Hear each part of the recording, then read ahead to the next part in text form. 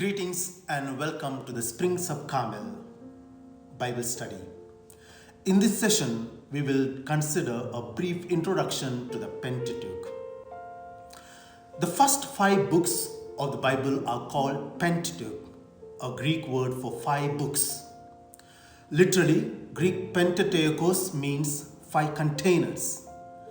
These 5 books, namely Genesis, Exodus, Leviticus, Numbers, and Deuteronomy, are very important books in the Bible. In fact, they serve as an introduction to the entire Bible. They are the historical and theological foundation for all other books of the Bible. It is essential to examine the basic theology in these books to understand the status and mission of Jesus, the promised Messiah. In Hebrew, these 5 books are called Tauro, meaning the law or teaching, or sometimes referred to as the law of Moses. For centuries, both Jews and Christians believed that Moses was the author of the book of Torah. Modern scholars do not consider Moses as the direct author.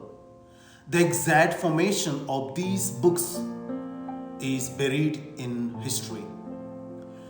A few indications, both from internal as well as external sources, suggest that Moses was not the actual writer of these books. For example, Moses' death is mentioned in Deuteronomy chapter 34. Secondly, various phrases suggest that the author lived much later than the actual events described. For example, the phrase, "until this time," which appears several times. One such example is found in Deuteronomy chapter 34, verse 6, where, referring to the burial of Moses, the author writes that the burial place of Moses was not known even up to his time. Many scholars are in agreement that the final editions or the form we now have of the Pentateuch was completed during the time of exile in Babylon 550 BC. One must accept, however, that the basic narrative in these books originates from Moses. In the Bible itself, the first 5 books are referred to simply as Moses or as the Book of Moses or Law of Moses. For example, you may read John's Gospel, chapter 5, 46 to 47. Let us consider what are the sources of Pentateuch. Moses, as the lawgiver, is the indirect author of the Pentateuch. The traditions that are collected in the Pentateuch go back to Moses. There is sometimes called a movement to backward in the formation of the tradition contained in the Bible. Final renditions were completed about the time of the Babylonian exile. At the time, the exiles reflected on how God had liberated his people from Egypt. They also saw how God was active in the lives of Abraham, Isaac, and Jacob. They remembered that the one God had committed himself to them. Those reflections underpinned their understanding of that same God who created the heavens and the earth and humankind. This basic revelation formed the first part of the Bible called Torah or Pentateuch. All these truths were first held in the oral traditions which predate the written text. Biblical scholars agree that several traditions that contributed to the formation of the Pentateuch. Primarily, they point out to 4 traditions or sources that formed the Pentateuch. These 4 traditions are known as Yahwehist, second Elohist, third priestly, and fourth Deuteronomic traditions. Each of these traditions bring to the Pentateuch its own characteristics, its own theological viewpoint, the rich variety of interpretations that the sensitive reader will take pains to appreciate. A nominal difference between two of these sources is responsible for their names. The Yahwehist source refers to the name Yahweh by which God revealed himself to Israel. The Elohistic prefers the generic name for God, Elohim. The Yahwehist is concrete, imaginative, using many anthropomorphism in its theological approach, as seen example in the narrative of creation in Genesis chapter 2, compared with the priestly version in Genesis chapter 1. The Elohistic version is more sober, moralistic. The priestly strand, which emphasizes genealogies, is strongly theological in tone. The Deuteronomic approach is characterized by the intense oratorial style of Deuteronomic chapter 5 to 11, and by certain principles from which it works, such as the centralization of worship in the Jerusalem temple. In our everyday reading of the Pentateuch, we need not be concerned about which traditions influence the text. Ultimately, God is the author who inspired the sacred writers to consolidate all traditions into one narrative. In our study of the Old Testament, we see how God was shaping the history of humanity and how everything that happened in the Old Testament was in preparation for God's salvation through Jesus Christ. The Pentateuch narrates the origin of human person, their creation, purpose, and their destiny of love and care by God for His creation. The Pentateuch serves as the foundation of our faith, and each one of these books reveals God's love and purpose in creating humanity. A brief synopsis of these 5 books follows. God created this world with His power and took a special care in creating humanity, who He created in His own image and likeness. The first 2 humans, named Adam and Eve, failed to obey God and fell from His grace. In order to remedy the fall of humanity, God initiated a nation from one man who believed God's communication to him and obeyed Him. In his walk with God in faith, Abraham became the founder and father of a chosen people who would be instrumental in God's plan of salvation to all nations. Thus, Abraham is spoken of as a light to all nations. God never abandoned His chosen people, and His love from them is evident in the Exodus saga, in which, after consolidating them into a distinct people by trials and suffering, He freed them from the bondage of Egyptian slavery. God chose and formed Moses to lead them out of Egypt to the land He had promised to Abraham to give to his posterity. The trials and uncertainties of the Exodus saga disciplined the people to truth in God's power and providence, and they accepted the covenant that God offered them through Moses. The covenant required them to obey God's law, and in return, God would give them peace and permanent possession of the land. The above is a brief outline of God's revelation in the Pentateuch.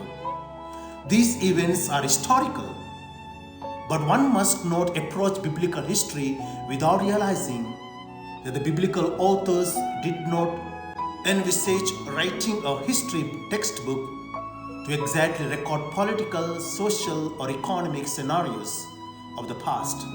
Rather, the writers were concerned with recording God's unfolding plan of salvation throughout human history. In fact, the entire Bible is historical in the sense that they are stories of the past, Hence, the terms we use for these narratives are salvation history or biblical history. There are two features in the biblical history. One, history seen theologically. Second, theology seen historically. What do I mean by history seen theologically? The events recorded in the Bible occurred in history and are true. But the focus of the author was not to give a detailed record of past events, but rather to show how God was active from the beginning in the lives of people.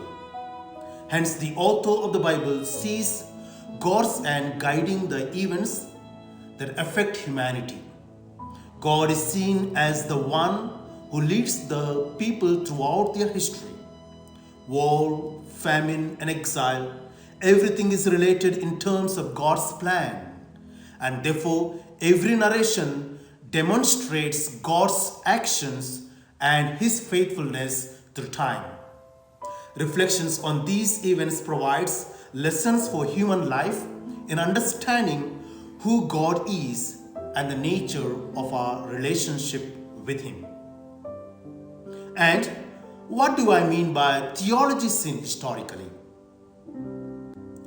The Bible also contains material that is allegorical and serves to explain God's revelation in terms of His role in the lives of people.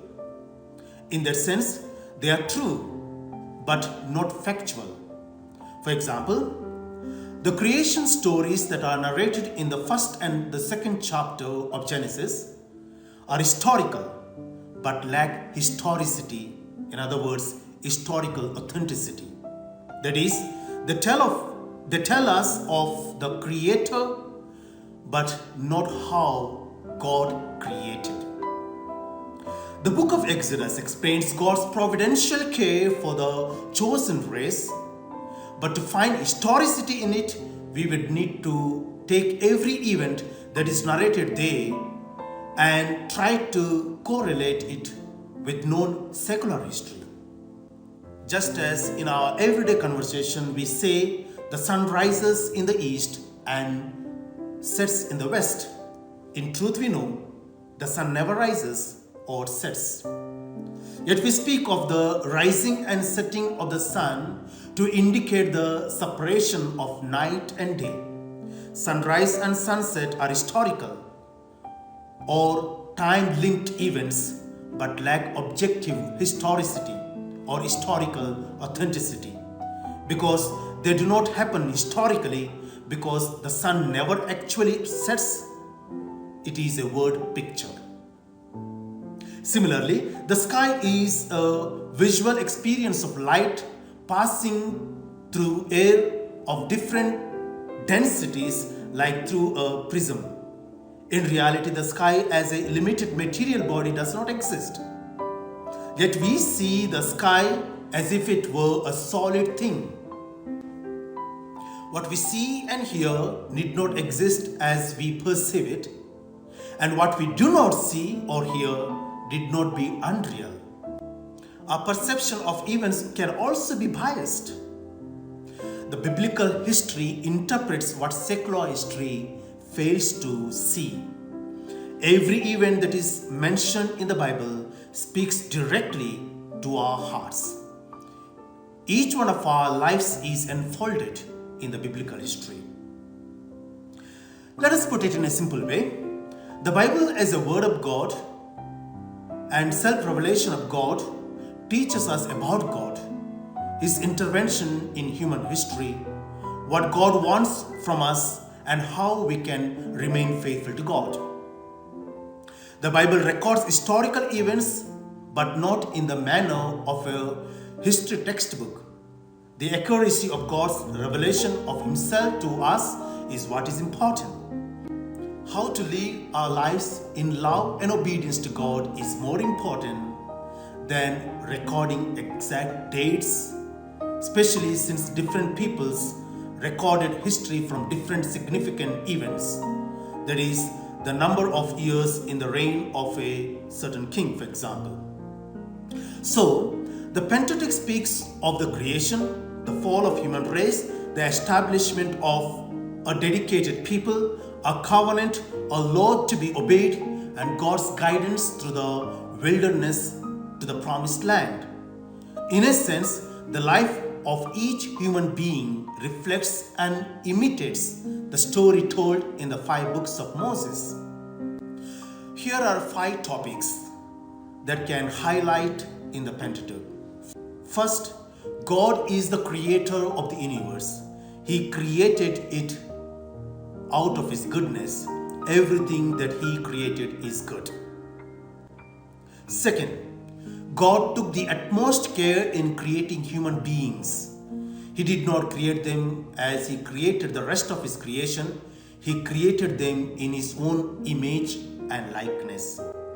Third, sin came into the world because of the disobedience of Adam and Eve. Fourth, God never abandoned His people. When human persons sin, God punished them, but He also promised that the serpent that represented Satan will be defeated. Later, God chose Abraham, and through God's covenant, He promised that He will always govern His people. Fifth, through the Exodus event, God showed His mighty power and steadfast love. He formed and chose Moses to be the leader through whom He gave His law and established a covenant.